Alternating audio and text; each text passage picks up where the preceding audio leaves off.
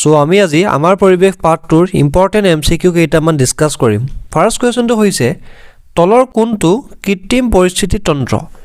ইয়াৰ উত্তৰটো হ'ব শস্য পথাৰ 2 নম্বৰ প্ৰশ্নটো হৈছে খাদ্য শৃংখলত তৃতীয় পৌষ্টিক স্তৰটোত সদায় কোন প্ৰকাৰৰ প্ৰাণী পোৱা যায় ইয়াৰ উত্তৰ হ'ব মাংসভোজী প্ৰাণী পোৱা যায় 3 নম্বৰটো হৈছে তলৰ কোনটোৰ বাবে ওজন স্তৰৰ অৱক্ষয় ঘটে ওজন স্তৰৰ অৱক্ষয় ঘটে কাৰ কাৰণে তোমাৰ ক্ল'ৰ'ফ্ল'ৰ'কাৰ্বনৰ কাৰণে পৰিস্থিতি তন্ত্ৰত শক্তিৰ প্ৰবাহ সদায় কি হয় উত্তৰ পৰিস্থিতি তন্ত্ৰত শক্তিৰ প্ৰবাহ সদায় একমুখী হয় 5 নম্বৰ প্ৰশ্নটো হৈছে যে চিত্ৰ এখনত দেখুওৱা হৈছে আৰু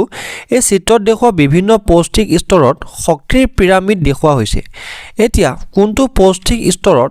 সৰ্বোচ্চ পৰিমাণৰ শক্তি পোৱা যায় ঠিক আছে কোনটো পৌষ্টিক স্তৰত সৰ্বোচ্চ পৰিমাণৰ শক্তি পোৱা যায় ইয়াৰ উত্তৰটো হ'ব যে তোমাৰ টিত 6 নম্বৰটো হৈছে তলত উল্লেখ কৰা কোনখিনিত কেৱল জীৱৰ নিম্নীকৰণ পদাৰ্থ আছে ক'ত জীৱ নিম্নীকৰণ পদাৰ্থ আছে উত্তৰ হ'ব তোমাৰ পিঠা কাঠ আৰু বাঁহ অপচন নম্বৰ ডি 7 নম্বৰ প্ৰশ্নটো হৈছে যে তলত উল্লেখ কৰা কোনখিনিয়ে খাদ্য শৃংখল গঠন কৰে উত্তৰ ঘাঁহ ছাগলী আৰু মানুহে 8 নম্বৰ প্ৰশ্নটো হৈছে যে তলত উল্লেখ কৰা বিলাকৰ কোনকেইটা পৰিৱেশ অনুকূল অভ্যাসৰ অন্তৰ্ভুক্ত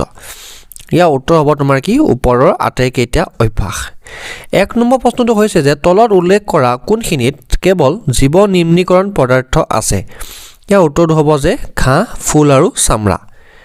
2 নম্বৰ প্ৰশ্নটো হৈছে তলত উল্লেখ কৰা কোনখিনিয়ে খাদ্য শৃংখল গঠন কৰে ইয়াৰ উত্তৰ কি লিখিবা তোমালোকে ঘাঁহ ছাগলী আৰু মানুহে 3 নম্বৰ প্ৰশ্নটো হৈছে তলত উল্লেখ কৰা কোনবিলাকৰ কোনকেইটা পৰিৱেশ অনুকূল অভ্যাসৰ অন্তৰ্ভুক্ত উত্তৰ হ'ব দোকান বা বজাৰ কৰিবলৈ যাওঁতে হাতত কাপোৰৰ মোনা লৈ যোৱা অভ্যাসটো নে তোমাৰ B2 নে C2 নে তোমাৰ D2 ইয়াৰ উত্তৰ হ'ব তোমাৰ ওপৰৰ আটাইকেইটা অভ্যাস মানে A2 থাকিবই B আৰু C এই দুটাও হ'ব 4 নম্বৰ প্ৰশ্নটো হৈছে যে কোনো এটা পৌষ্টিক স্তৰৰ সকলোবিলাক জীৱকে ধ্বংস কৰি পেলালে কি ঘটিব উত্তৰ তোমালোকে লিখিবা যে কোনো এটা পৌষ্টিক স্তৰৰ সকলোবিলাক জীৱকে ধ্বংস কৰি পেলালে তলত দিয়াবোৰ ঘটিব 1 নম্বৰতে কি ঘটিব পূৰ্বৱৰ্তী নিম্ন পৌষ্টিক স্তৰৰ জীৱৰ সংখ্যা বাঢ়ি যাব কাৰণ সেইবোৰ ভক্ষণ কৰিবলৈ কোনো নাথাকিব বা ভক্ষণ কৰা নহব 2 নম্বৰটো হৈছে যে পৰৱৰ্তী উচ্চতৰ পৌষ্টিক স্তৰৰ জীৱবোৰ অনাহাৰে থকাৰ ফলত মৃত্যু ঘটিব বিকজ সিহঁতে একো খাব নাপাব 3 নম্বৰটো হৈছে খাদ্য শৃংখলৰ শক্তিৰ প্ৰবাহ ব্যাঘাত জন্মিব আৰু পৰিস্থিতি তন্ত্ৰৰ ভাৰসাম্যতা নোহোৱা হ'ব 5 নম্বৰটো হৈছে যে বেলেগ বেলেগ পৌষ্টিক স্তৰৰ পৰা সকলোবিলাক জীৱক ধ্বংস কৰিলে প্ৰত্যেক পৌষ্টিক স্তৰৰ ফলাফলৰ সৈতে একেদৰে প্ৰভাৱ পৰিবনে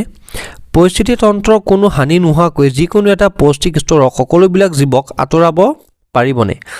ইয়াৰ উত্তৰ হ'ব বেলেগ বেলেগ পৌষ্টিক স্তৰৰ পৰা সকলো জীৱক ধ্বংস কৰিলে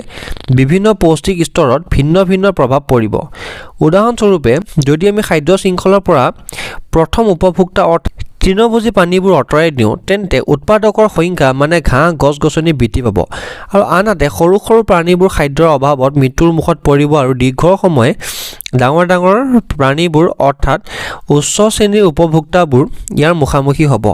কোনো এটা পৌষ্টিক স্তৰৰ জীৱসমূহৰ পৰিস্থিতি তন্ত্ৰৰ হানি নোহোৱাকৈ সহজে আঁতৰাব নোৱাৰি তাৰপিছৰ প্ৰশ্নটো হৈছে খাদ্য শৃংখলা পৌষ্টিক স্তৰৰ শীৰ্ষ স্তৰত থকা প্ৰাণীৰ দেহত বিষাক্ত ৰাসায়নিক দ্ৰব্যসমূহৰ পুঞ্জীভৱন আৰু বেছি পৰিমাণে মজুত হোৱা পৰিঘটনাক জৈৱিক বিবৰ্ধক বোলে এতিয়া পৰিস্থিতি তন্ত্ৰৰ